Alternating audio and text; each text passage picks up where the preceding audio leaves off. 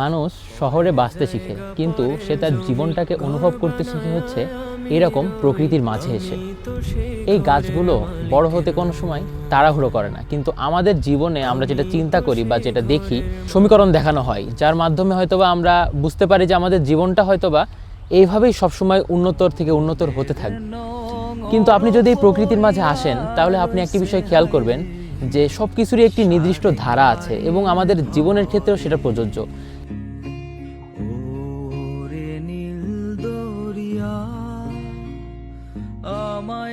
যে আমরা কোনো সময়ই সরল রৈখিকভাবে আমাদের জীবনে অগ্রগতির দিকে পৌঁছাই না, আমরা আপস অ্যান্ড ডাউনসের ভিতরে থাকি।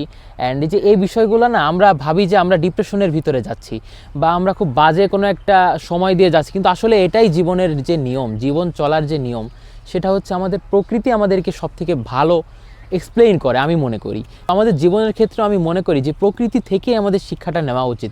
আমরা সকলেই বলি যে প্রকৃতি থেকে আমরা শিক্ষা নিব, কিন্তু যখন আমরা বাস্তবিকভাবে আমরা সেগুলো সম্মুখীন হই, তখন আর আমাদের এই বিষয়গুলো মাথায় থাকে না।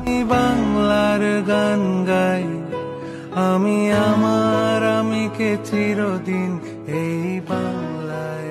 হয়তো জীবনও এমন হওয়া উচিত, অল্প শব্দে কিন্তু গভীর শান্তিতে। আমরা দৈনন্দিন আমাদেরকে প্রমাণ করতে ব্যস্ত কেন জানি, কিন্তু প্রকৃতির যে ধারা আর কি, এই আমরা কনসিস্টেন্সির এত আলাপ পারি, মানে এখানে আমরা বলি যে কনসিস্টেন্ট থাকতে হবে, ডিসিপ্লিন থাকতে হবে।